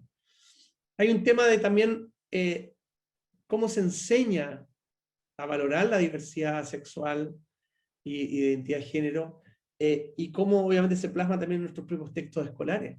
En una región donde todavía, esto lo vimos, ¿no es cierto?, en distintos líderes, incluso los primeros líderes de cada país, en Brasil, en Ecuador, en Perú, en algún momento manifestaron, ¿no es cierto?, derechamente ciertas declaraciones que uno podría declarar objetivamente más bien homofóbicas. Entonces, eso es bastante complejo, de cómo se enseña la tolerancia, cómo se enseña, ¿no es cierto?, a valorar esta diversidad en países donde nuestras propias autoridades muchas veces no están promoviendo ese mismo discurso. En temas de necesidades especiales, en Haití y en Perú, por poner dos países, menos del 10% de los países tienen, ¿no es cierto?, menos del 10% de las personas que tienen, de los estudiantes que tienen discapacidad auditiva, tienen la tecnología de asistencia necesaria. Pero también están los estereotipos, y aquí pongo el caso, por ejemplo, de Chile, que vemos que en un estudio de textos de historia, por cada 5 hombres había apenas una mujer, y cuando se incluía una mujer, era generalmente vinculada a tareas domésticas. Entonces, creemos que son temas que claramente hay que atender en el currículum de manera muy importante. Esto de acá, los estereotipos se repiten, lo vimos también en los textos en Colombia respecto a los afrodescendientes, donde efectivamente muchas veces en los textos también de historia, cuando se graficaba, digamos, alguna situación que se relacionaba, ¿no sé, a personas afrodescendientes, también estaba más bien vinculada a situaciones nuevamente domésticas o de trabajo laboral, mientras que aquellos que derechamente eran blancos estaban en otro tipo de situación. Entonces, creemos que es importante hablar estos temas sin temor y abordarlos, por cierto. Finalmente, no podemos movernos mucho en la dirección de la inclusión si es que no abordamos el pilar de todo nuestro sistema, que son los profesores. Los profesores en América Latina son nuestro pilar, ellos hacen un esfuerzo tremendo, y hemos visto el trabajo que hicieron todos ellos por tratar de mantener vivo y funcionando nuestros sistemas escolares. Sin embargo, hay que reconocer también con la misma claridad de que no hemos estado a la altura, nuestros sistemas de formación inicial y de formación en servicio no han estado a la altura para poder realmente preparar a nuestros profesores adecuadamente, especialmente en relación a la diversidad. Partamos con un dato importante, que es que un 21% de nuestros profesores no tiene título de enseñanza. Esto el Caribe, en algunos países llega a un 70%, en algunos países realmente bastante más alto que esto. Entre los que, además, 30% de quienes tienen lo han hecho en modalidad virtual, y por lo tanto en algunos casos sin mucho realmente garantía de calidad respecto a cuál es la calidad de esos estudios online. Y por lo tanto lo que estamos hablando es que hay un 50% de los profesores al menos que tienen en promedio un nivel de fragilidad, digamos, de conocimientos pedagógicos o disciplinarios que pueden ser frágiles en su momento. Además, como digo, no hay una formación especial en distintas encuestas en países en Colombia, en México, por ejemplo, ellos los mismos profesores declaran que no están preparados para formar y atender adecuadamente, según sus necesidades, a estudiantes con discapacidades, ¿ya? Y finalmente tampoco hay una formación respecto a los prejuicios que mencionaba anteriormente. De acá hay un dato que es desolador. En países como Brasil, Chile, Perú, México, más de 2/3 de los jóvenes que se identifican como LGTBI+, son sujetos, ¿no es cierto?, de algún tipo de violencia en sus escuelas. Esta violencia, cuando le preguntamos quién la ejerce, no son necesariamente sus estudiantes, sino que en su mayoría son los propios profesores. Los profesores son los que ejercen violencia ya sea física o verbal, psicológica, hacia jóvenes LGTBI+. Y eso obviamente requiere un cambio cultural y un trabajo importante con nuestros docentes. Entonces, a modo de conclusiones, simplemente decir que necesitamos, como digo, fortalecer nuestra gobernanza, especialmente el rol del Estado, recobrar ese rol del Estado importante, aumentar el financiamiento, de manera que efectivamente podamos abordar los distintos temas, apoyar mejor a nuestros profesores, fortalecer los sistemas de apoyo, como digo, formar mejor a nuestros profesores y modificar nuestro currículum y habilidades. Y es en esto, y con esto ya aquí termino, simplemente para presentar lo que hacemos desde Suma, es con estos enfoques en lo que estamos haciendo justamente en Suma, que básicamente, como yo mencionaba, lo que hacemos es centrarnos en el derecho a la educación, con un foco en cerrar estas desigualdades, estos cierres de brechas, Y lo hacemos en 3 niveles, desde lo más estructural, y por eso estamos trabajando, por ejemplo, con propuestas de cambio constitucional acá en Chile, o cambios de leyes. Estamos cambiando sistemas también de apoyo a nivel, digamos, de formación inicial, o sea, muy a nivel estructural, o de financiamiento también, muy a nivel estructural. Trabajamos a nivel de escuela, y también a nivel de sala de clase en el núcleo pedagógico, junto con los estudiantes. Y para hacer eso, lo que hacemos es investigar derechamente, ya sea de manera primaria o secundaria, saber, bueno, cuáles son estas brechas que a veces se nos quedan, o que hablamos, sabemos que existen, pero realmente no ponemos tanta energía. Finalmente, ¿cuáles son, qué se sabe respecto a estas brechas, una vez que las identificamos? ¿Qué se sabe respecto a estas brechas? ¿Cómo han mejorado aquellos que han mejorado? Creemos fuertemente, y nuestra misión tiene que ver también con entender la evidencia de manera comparada, cómo aprendemos las distintas experiencias en el mundo. Y para eso, bueno, los también derivo a nuestra página web, sumaedu.org. Ahí pueden ver una serie de plataformas donde sintetizamos evidencia sobre cuáles son las prácticas que tienen más evidencia de impacto en los aprendizajes, o cuáles son las innovaciones que tienen más impacto en el aprendizaje. Y una vez que hacemos esa síntesis, también hacemos innovación, ya sea a través de terceros. Hoy día tenemos, y aprovecho, si me permiten, ¿no es cierto?, tenemos abierta una convocatoria para innovaciones, en la cual Suma aporta $10.000 para aportar con las innovaciones premiadas. Están abiertas estas postulaciones en este momento, más un soporte de mentoring que se hace desde Suma. Estamos trabajando con distintas innovaciones en la región, tanto en Sudamérica, en Centroamérica y el Caribe. Directamente también Suma hace innovaciones. Y finalmente, con esto termino, lo que es la incidencia en red. Básicamente es cómo incidimos con nuestros distintos partners, organismos internacionales, academia, con ONG, cómo incidimos en las políticas públicas con los países. Hoy día trabajamos en más de 20 países, y por lo tanto, la idea de alguna manera es cómo ir generando cambios institucionales, durables, y con un foco claro en el tema de la inclusión. Muchas gracias. Muchas gracias a ti, Javier, por esta presentación maravillosa, y también a Horacio, que te presidió, también con datos muy interesantes, muy importantes, y además que dice que ha sido difícil conseguir datos de Panamá en temas de educación. También es importante recalcar eso, lo que impide poder hacer un análisis, una comparación de data. Y también mencionaste un tema importante, ¿no? Que también nos preguntamos los panameños, cómo teniendo uno de los PIB más importantes de la región, y de hecho que todos los organismos internacionales proyectan siempre a Panamá entre los líderes de crecimiento económico de la región, sin embargo, mantiene rezago en materia educativa y de asignación de fondos para la educación. Bien, vamos a dar inicio al periodo de preguntas y respuestas. Si te nos unes, Horacio. Con gusto, aquí estoy. Solo estoy viendo cómo comenzar el video. Aquí estamos. Qué gusto, pues, como he mencionado, tenerlo con nosotros. Aquí nos llegan unas preguntas. Vamos a aprovechar el tiempo inmediatamente para contestarlas. Aquí Laura Ramírez Watson nos pregunta: señor Álvarez, ¿cuál es el nombre del último programa que mencionó que es de Colombia y Panamá han adaptado? El programa de lectura y escritura se llama Aprendamos Todos a Leer. Es un programa que este año ganó un premio WISE de innovación.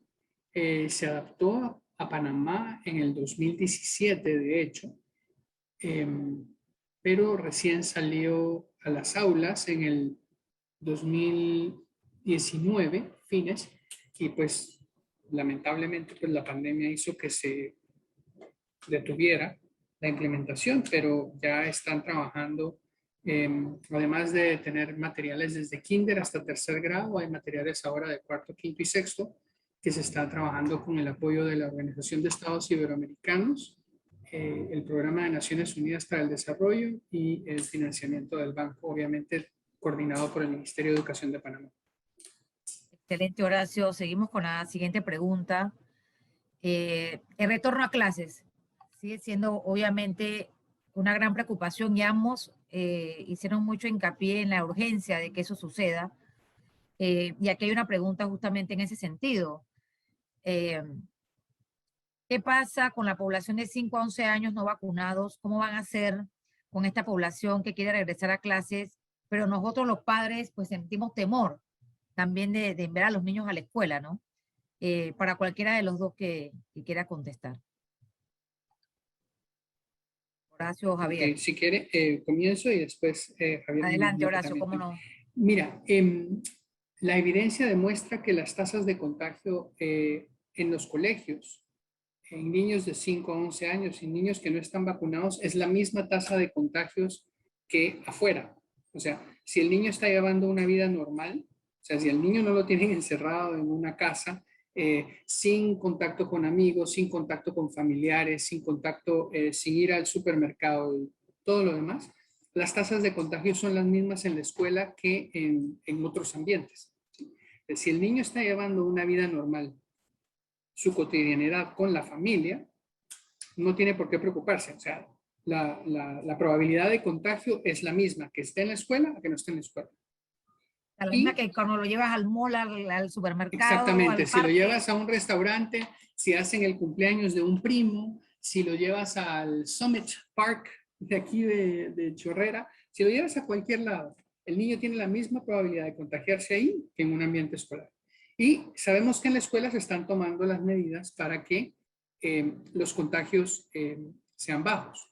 Distanciamiento físico, mascarillas, alcohol en gel antes del ingreso y durante el periodo de clases. Lo que ha demostrado la evidencia es que otros países, incluso países latinoamericanos, lo han hecho y lo están haciendo. Y las tasas de contagio no se han ido para arriba. Por supuesto, algunos niños se pueden contagiar, eso es cierto, y pueden contagiarse sin tener la vacuna y eso va a ser así. Pero también se van a contagiar en la misma proporción estando fuera de la escuela. ¿Sí? Entonces, es una pandemia, nos podemos contagiar, nos tenemos que cuidar, pero no hay una diferencia significativa entre las tasas de contagio en las escuelas y las tasas de contagio en la vida cotidiana. Y eso es lo importante que hay que tener en mente. Entonces, La para pregunta los... sea, la pregunta No, hace énfasis en 5 años, porque por ejemplo 5 años sí, es un niño de 5 años. preescolar, es un niño de kinder y que a Así veces es. uno piensa que no De tienen 5 cuidado de años, las de 4 manos, de años, la de 3 comida, años. de la Es lo, mascarilla. exactamente, eso es lo mismo. Las tasas de contagio son equivalentes dentro o fuera de la escuela. Si el niño está haciendo actividades cotidianas familiares, ¿no? Si el niño está, como te digo, si el niño lleva una vida normal, exceptuando yendo a la escuela, la probabilidad de que se contagie es la misma que si regresa a la escuela. Es básicamente eso. Entonces, por eso hay una falsa dicotomía entre si cuido el derecho a la educación o el derecho a la salud. Porque no tenemos que priorizar, entre comillas, ninguno de los dos manteniendo a los niños afuera de la escuela. Ahora, el daño socioemocional y educativo que se está haciendo a los niños que no van a ningún tipo de educación, ya sea híbrida, semipresencial, presencial, es muy alto, especialmente en los primeros años, porque los procesos de enseñanza, de lectura, escritura, no se pueden hacer efectivamente cuando los niños están en la virtualidad. Se hacen muchos esfuerzos, pero no es lo mismo. Además, el niño necesita la interacción con sus pares y sus amigos también para aprender. Es parte de su proceso de aprendizaje. Por eso es tan importante que regrese. Gracias, Horacio. Javier, ¿quieres comentar algo sobre esa misma pregunta? Efectivamente, yo creo que, bueno, Horacio lo dijo muy bien, la evidencia muestra que las tasas de contagio son equivalentes, entonces, básicamente centrarme en el punto de que, bueno, ¿cuál es la pérdida realmente? Y como se decía, y lo decía en mi presentación, creo que nos hemos dado cuenta que la escuela es un lugar protector para los niños, en todo ámbito, en el ámbito alimenticio, el tema salud, salud mental, y las pérdidas ya hoy día se pueden comenzar a medir en términos de la ansiedad, por ejemplo. Hay jóvenes con temas de, digamos, con problemas, digamos, socioemocionales para poder socializar adecuadamente con sus compañeros. Está el tema, ¿no es cierto?, por supuesto, de que para niveles cada vez un poco más arriba, pero igual, tiene que ver con los temas de abandono. O sea, a la medida que vamos manteniendo a los jóvenes alejados de la escuela, aumentan, por supuesto, los riesgos de abandono. y también de aprendizaje. Y quién sabe aquí algo importante. Hemos hablado ambos como de cifras generales, pero también hay disciplinas en las cuales baja el aprendizaje, otras en el caso que además que aumentan las brechas. Y lo que muestran los estudios, estos pre-COVID, digamos, en vacaciones normales, en matemáticas, en unas vacaciones normales de casi 3 meses, no sé, todos estudiantes en vía escolar, más o menos se pierden en torno a los 1,8, 2 meses de aprendizaje equivalente en matemática, tanto jóvenes pobres o ricos, pongámoslo en esos términos muy simplistas, ¿no? O quintil 1 y quintil 5, de manera más técnica, si tú quieres. Pero en lenguaje esta diferencia en realidad es distinto. Los jóvenes más desaventajados también reducen su aprendizaje en más o menos el mismo monto, pero en cambio en lenguaje los jóvenes más aventajados aumentan su aprendizaje durante el verano. ¿Por qué? Porque están expuestos, por supuesto, a más capital cultural, etc. Por lo tanto, no es baladí esto de que en lenguaje la brecha aumenta en periodos cuando no hay escolarización, porque básicamente la familia pasa a tomar un rol preponderante y por lo tanto y por otro lado la escuela desaparece como un nivelador. Por lo tanto, lo que está ocurriendo ante la ausencia de la escuela es justamente, por un lado, la reducción de aprendizaje, pero además la brecha, aumento de la brecha en algunas de las disciplinas. Entonces, básicamente creo que coincido totalmente ahí con Horacio de que hoy día es recomendable ya a esta altura volver, y no podemos seguir privando jóvenes que ya comienzan en algunos países ya comenzamos a llegar casi a los 2 años realmente de privarlos de su socialización, que es lo más preocupante, especialmente en las etapas tempranas. Muchas gracias, Javier. Javier también ha contestado con esto que mencionabas de justamente el tema del equilibrio de la salud mental para los niños, que también es una pregunta que teníamos, pero bueno, ya la pudiste resolver. Y esta misma persona dice, Guainora, pregunta, ¿cuáles serían otras acciones para regular las clases presenciales además de las vacunas? Creo que Horacio mencionó ya que hay que mantener el tema igual del tema de la mascarilla, lavado de manos y este tipo de medidas, ¿no? Sí, El distanciamiento social. te diría que una de las medidas más efectivas para reducir la propagación del virus está con abrir las ventanas, mantener las ventanas abiertas. En países, por ejemplo, yo tuve la experiencia de visitar Francia, aún en el invierno más duro, en enero y febrero, las ventanas permanecían abiertas entre 20 y 30 minutos diarios para que circulara el aire. ¿Qué es lo que hace el aire? Y la corriente de aire hace que las partículas o las micropartículas del virus, la saliva, que se expelen a través de la saliva, se caigan al suelo. Entonces, son cosas sencillas.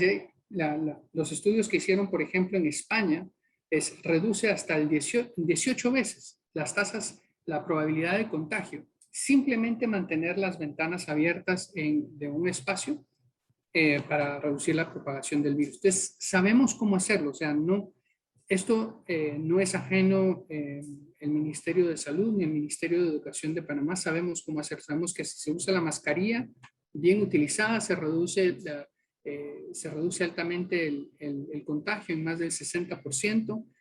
Sabemos, por ejemplo, también algunas cosas que no son efectivas, que ya fueron descartadas. Por ejemplo, tomar la temperatura es algo que no era efectivo, o poner aquellos que al principio te recuerdas que habían unos como alfombras en donde uno pasaba y pisaba, y eso también ya se dieron cuenta que no es efectivo. Y en la medida en la que los países hemos ido aprendiendo sobre el virus y sobre sus características, hemos ido mejorando los protocolos. Entonces, hoy sabemos, estamos casi más de 1 año y medio desde que comenzó la pandemia. Entonces, realmente, científicamente, no hay excusas para no llevar o regresar a los niños al colegio, a menos de que tengan alguna condición especial que esté alguna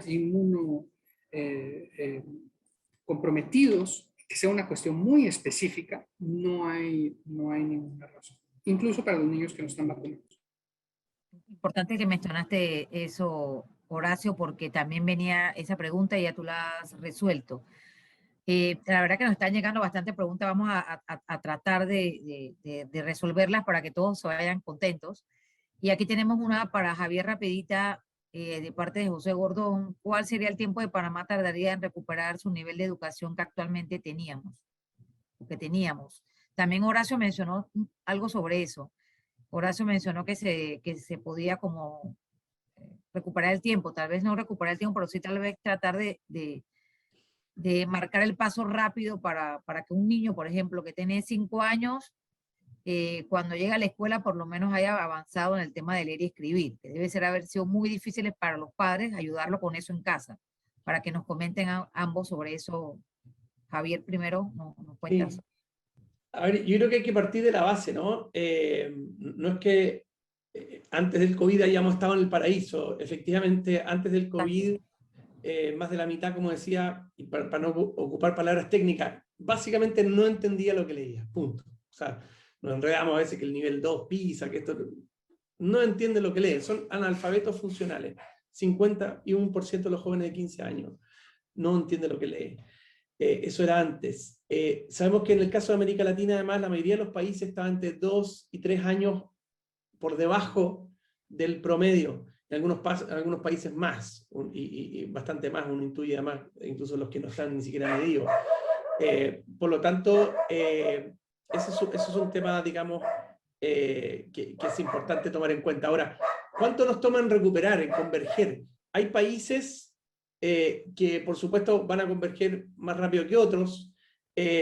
Ya antes, nuevamente vuelvo antes de la pandemia, en el caso de por ejemplo, Perú, que viene de los países creciendo con más fuerza sostenida, por ejemplo, las pruebas PISA, se estimaba que le iba a tomar en torno a 2 décadas llegar, ¿no es cierto?, al promedio OECD. O sea, no estamos hablando de procesos fáciles. Ahora, vamos al tema de la pregunta del COVID. ¿Cuánto podemos recuperar? Bueno, el recuperar no es algo que se recupere automáticamente. Depende de lo que hagan los países. Nos falta, y en suma estamos trabajando en eso, nos falta en América Latina generar programas masivos de nivelación de aprendizaje. Ya nosotros estamos haciendo ahora un mapa o sea, queremos empezar a trabajar un mapa de nivelación de aprendizaje, porque existen una serie de innovaciones, está desde tal en India, y existe una serie de cosas. De hecho, nosotros estamos apoyando varias de estas innovaciones que permiten, basadas en retroalimentación formativa, basadas en metacognición, en aprendizaje colaborativo, en fin, distintos tipos de técnicas, que te permitirían generar esa nivelación. Ahora, no es una nivelación, yo creo que es decir esto, que uno diga, ya, nivelamos después del COVID y estamos. Este proceso la heterogeneidad de la sala de clase latinoamericana es enorme, y simplemente ha crecido. Y el problema es que los profesores no han sido entrenados para una aula heterogénea, lo dicen los mismos profesores. Entonces, ese es el gran desafío, como digo, que yo creo que es muy difícil, realmente sería muy aventurado decir, toma 3, toma 5 años. Yo creo que es una convergencia muy, muy larga. El daño que se ha generado, nosotros sabemos que, dependiendo hay instituciones que dicen que es 1 año y medio, otras 2 años y medio de retroceso, lo que se ha generado en este proceso. Eso es sumado a los 2 o 3 años que ya teníamos antes. Entonces, como digo, ahora, ¿cómo solucionar? Yo creo que uno es apostando a los profesores. Yo creo que tenemos que apostar a la formación docente inicial, y en servicio nosotros estamos, por ejemplo, trabajando hoy día en Honduras en un programa de formación en servicio junto al Ministerio de Educación para formar a distancia a los profesores. También estamos trabajando, por ejemplo, en el Caribe, en 10 países, para reformar el currículum de formación inicial de la Facultad de Educación. Entonces, uno es la apuesta fuerte a nuestros profesores. Otro tiene que ver con el tema de gasto. Yo creo que no hay vuelta, si esto no es magia. Y lo digo habiendo sido también, trabajé durante muchos años en el Ministerio de Hacienda en Chile, y por lo tanto, este es un tema que cuesta hablarlo, pero sin embargo tenemos que hablarlo. ¿Ya? El BID hace unos años sacó un informe muy importante que se llamaba algo así como no basta recaudar o no basta gastar. Dime tú, Horacio, cuál de los dos era, pero creo que era no basta recaudar. Pero en realidad, yo siempre dije, porque es un excelente informe, yo decía, debiera haberse llamado necesitamos recaudar o algo así, o no basta solo gastar, hay que recaudar también. Estamos bajo en recaudación y bajo en gasto. ¿Por qué digo esto? En el caso de Panamá es clarísimo, ¿no? Porque para apoyar a profesores, para formar a profesores, etc., necesitamos también recursos financieros, ¿ya? Y finalmente tenemos que aprender, y lo último que sabe para contestar, tenemos que avanzar en mejor pedagogía, que obviamente va muy de la mano de los profesores, pero quiero poner el foco en eso. O sea, tenemos que mejorar esta caja negra, el entendimiento a caja negra. Yo mismo soy economista, hago clases de economía política en Cambridge, y yo creo que uno de los problemas es que han habido demasiados economistas en la educación. Porque básicamente los economistas no hemos entendido la caja negra del aprendizaje.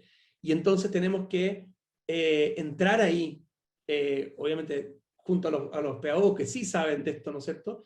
Básicamente a entender cuáles son las prácticas pedagógicas que funcionan y formar a nuestros profesores en esas prácticas. Yo creo que en eso estamos muy atrasados también en América Latina. Entonces tendemos a evaluarnos mucho, pero a apoyarnos muy poco. Y apoyarnos siempre con incentivos o cosas muy macro, pero no apoyar en lo que se llama el núcleo pedagógico. Y en eso tenemos que avanzar muy fuerte. Muchas gracias, Javier. Justamente aquí en Panamá, cuando se dan las deserciones escolares o hay situaciones con los estudiantes de aprendizaje, se da más en el tema de las transiciones.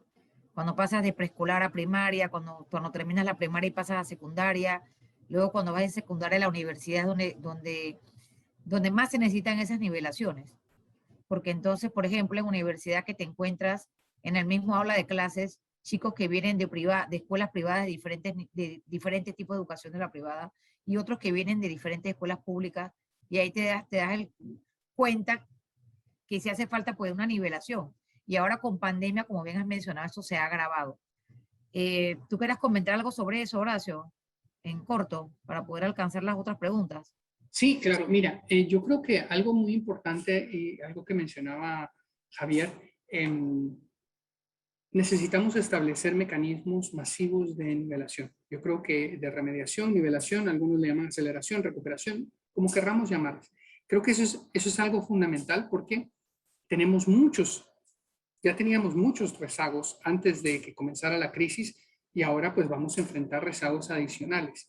Y esto se hace con herramientas estructuradas para los docentes. No podemos esperar que los docentes, con la heterogeneidad que bien Javier menciona de las aulas de clase latinoamericanas, que son extremadamente heterogéneas, y con la heterogeneidad de la formación que tienen nuestros docentes, porque así como mencionaba Javier, el invertir en formación inicial y en formación en servicios, porque también tenemos una gran deuda con muchos de nuestros docentes a quienes no les dimos las herramientas necesarias para que enseñaran o para que pudieran ser más efectivos en su salón de clases. Entonces, necesitamos sí dotarles de estos recursos, tanto de evaluaciones formativas, que no sean evaluaciones diagnósticas de fin de ciclo, ¿sí? Que no sean evaluaciones cuando ya en tercer grado el niño o ya a final de primer grado cuando el niño ya perdió. Tienen que ser evaluaciones formativas estructuradas que le permitan en el camino ver cómo está progresando el niño durante el ciclo académico y recursos para intervenir. Es decir, si yo identifico algo en la evaluación que el niño no está logrando, que el estudiante no está logrando, tener el insumo, el recurso inmediatamente para que pueda entrar a hacer las acciones pedagógicas necesarias. Esto, por ejemplo, está dentro del paquete de Aprendamos Todos a Leer que estamos diseñando con el Ministerio de Educación acá en Panamá y que hemos implementado en Colombia. Pero sí es muy importante esto, entrar de lleno a trabajar con los docentes y darles esas herramientas, porque ellos están ahorita en el frente de batalla trabajando con nuestros niños para evitar que pierdan más aprendizajes.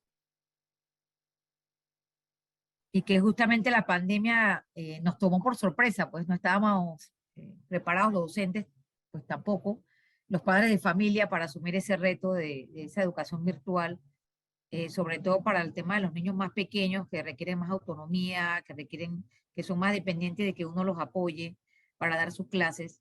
Aquí continuamos con las preguntas. Hay una pregunta de José Gordón y es para... José Gordón hace esta pregunta, pero también esta pregunta tiene que ver con otras que hacen, vamos a resumirla en una sola, y es volviendo a lo mismo. ¿Cuál sería el tiempo que Panamá tardaría en recuperar el nivel de educación que tenía antes de la pandemia? Un poquito dando vuelta hacia lo mismo. No tenemos Varias estimados de preguntas tiempo. Los estimados del Banco Mundial estiman que son una cantidad similar al número de años que se han perdido en educación no presencial. Eso también lo estimaban mis colegas para el caso de Brasil. Sin embargo, Y ahí yo llamaría que no queremos tampoco regresar a como estábamos antes, ¿sí? Porque antes tampoco estábamos bien, y eso lo dijo ya bien Javier. O sea, antes ya teníamos y estábamos dejando por fuera, en el caso de tercer grado, a más del 60% de los niños en Panamá con pobreza de aprendizaje. Entonces, tenemos que hacerlo mejor. Y esto implica en algunos casos, por ejemplo, priorizar el currículum, que es otra de las estrategias que tendríamos que implementar para años venideros. Les pongo el caso de un país cercano a ustedes, el caso de Colombia. Colombia tiene 12 materias y áreas de aprendizaje en la primaria, 12. Panamá no tiene tantas, pero son 12. ¿Qué hace un docente con niños pequeños que están entrando con desafíos socioemocionales, que están entrando sin haber recibido educación presencial, para trabajar esas 12 materias? Entonces, en algún momento tenemos que decir, ¿saben qué? Enfoquémonos en lo básico, en aquello que permite seguir construyendo, y después podemos trabajar estas otras áreas, ya sea en el segundo semestre del año o en el año siguiente. Pero en estos años de regreso y de transición post-pandemia, deberíamos enfocarnos en lo fundamental para que los chicos no se queden atrás.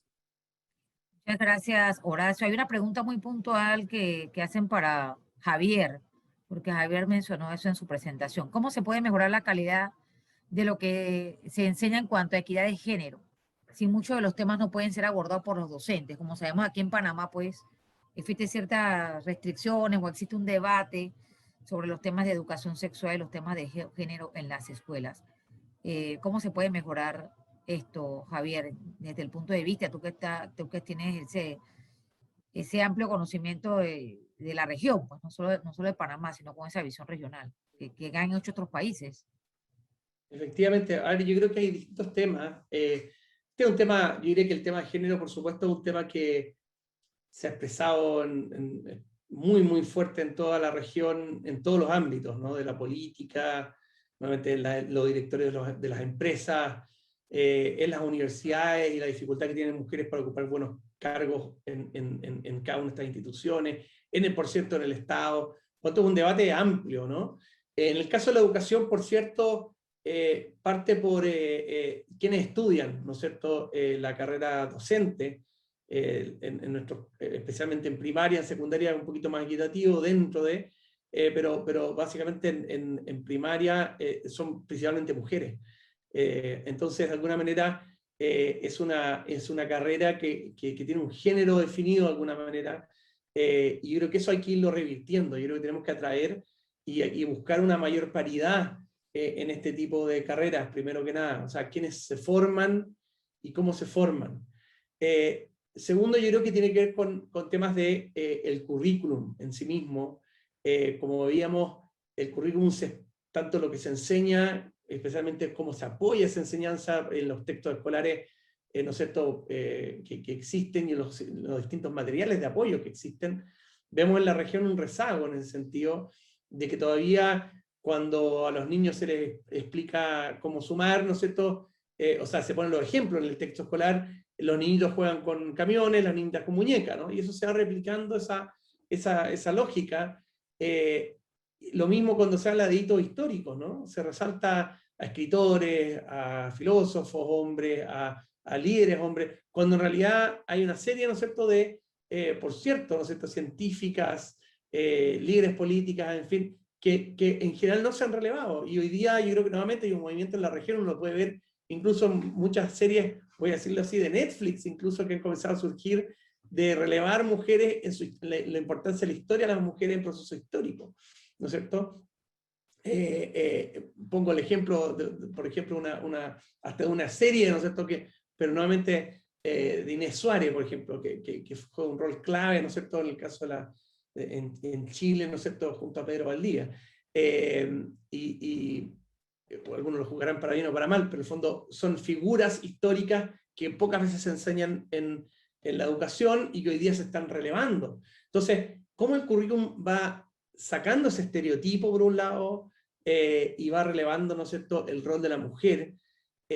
Vemos, también lo veíamos en el estudio, estos estereotipos de las mujeres son más sensibles, los hombres en cambio son más líderes, en fin, todo lo que se llama el hidden curriculum, que Bowles y Gintis lo estudiaban para Estados Unidos, con respecto a clases sociales, ¿no es cierto? Que era, los jóvenes de clase más alta se les enseña a ser libres, a romper con las reglas, mientras que los jóvenes de clase más baja se les enseña a obedecer las reglas, ¿no es cierto?, a ser puntuales, a obedecerle al jefe. Entonces, eso es lo que se llama el currículum escondido, ¿no es cierto?, invisible, oculto. También hay un currículum invisible y oculto en respecto a lo que es el género. Entonces yo creo que eso es algo importante. Pero también en las pedagogías hay estudios que muestran que, y por eso tiene que ver con un tema, como dicen los gringos, el awareness, pero es la concientización de nuestros patrones de comportamiento. Hay estudios que se han hecho en el cual miden la cantidad de veces que un profesor habla con un alumno que es mujer o hombre. Y lo que vemos que en matemática, por ejemplo, se tiende a hablar mucho más con los estudiantes, incluso a preguntarle cosas a los estudiantes hombres, más que a las mujeres, bajo el entendido que los hombres son mejores en matemática para las mujeres, cuando eso no es así. Entonces, lo que quiero decir es que cruza una serie desde la formación de quiénes estudia, cómo lo estudia, cómo se forma y se genera esta conciencia, pero después cómo se plasma también en las propias políticas y por cierto, en los currículum y en textos escolares, entre otras cosas.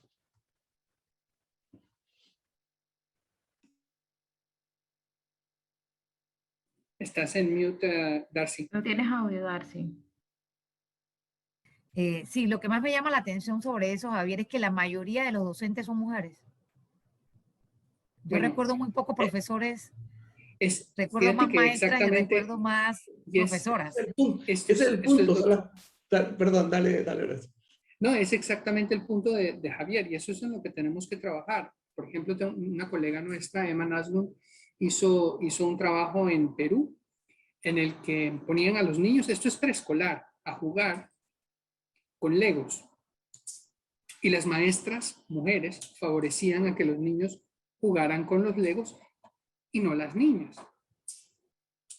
Y es una cosa interiorizada, no es obviamente no hay mala fe, pero es un patrón de conducta interiorizado que tenemos hacia que las niñas no sean buenas para STEM, no sean buenas para matemáticas, que está incluido ahí, y que las niñas son buenas para otras cosas, ¿no? Y les imponemos estas cargas desde muy pequeñas. Y eso, cuando uno genera la conciencia a través de la formación docente en las docentes, que son principalmente preescolar y primaria, inmediatamente se dan cuenta y dicen, oye, sí tiene razón, estaba haciéndolo mal, y cambian.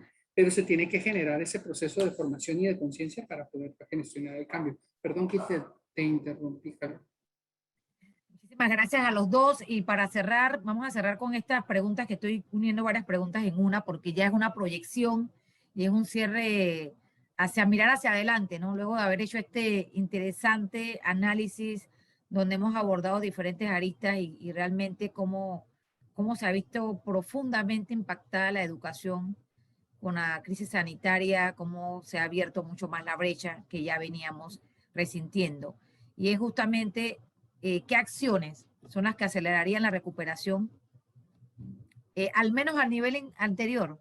Ya sabemos que nuestra aspiración es que la educación mejore, que la calidad de la educación mejore, que no tengamos las carencias que hemos tenido de arrastre por muchos años, sino que vayamos hacia adelante en mejorar esa calidad de la educación, que justamente es la meta mayor del COPEME, apoyar a las autoridades para que Panamá tenga una educación de calidad, una educación con inclusión para todos. Y justamente, pues, inclusión, y aquí preguntaba alguien sobre el tema de la área de difícil acceso, que definitivamente fueron las más impactadas. Pero vámonos hacia adelante, vámonos a cuáles acciones acelerarían la recuperación, en el caso específico de Panamá. ¿Qué medidas ustedes recomendarían para hacer esa acción reparadora? ¿Y qué países pues pueden ser ejemplo de nosotros hacia esa hoja de ruta de reparar y de mejorar, de acelerar esa recuperación de la educación tras la crisis de COVID-19?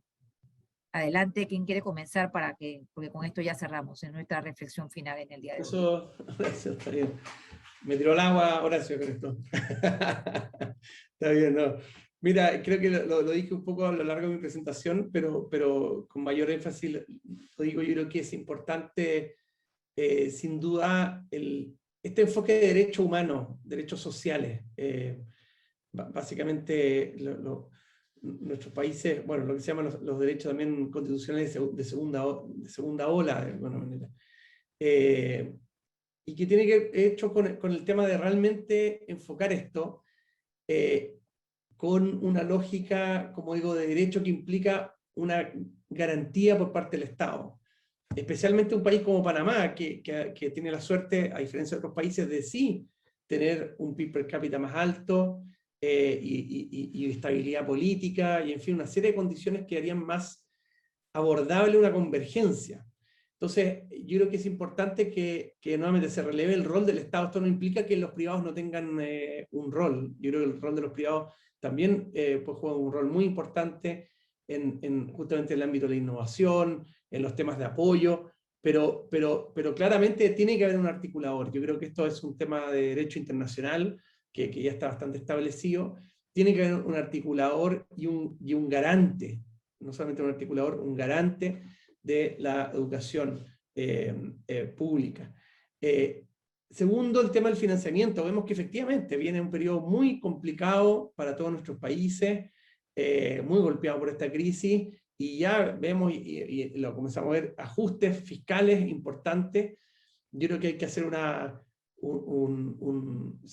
para aquellos países que lo requieran. En algunos casos se está diciendo que no es aún digamos, aconsejable aún comenzar a retirar los apoyos.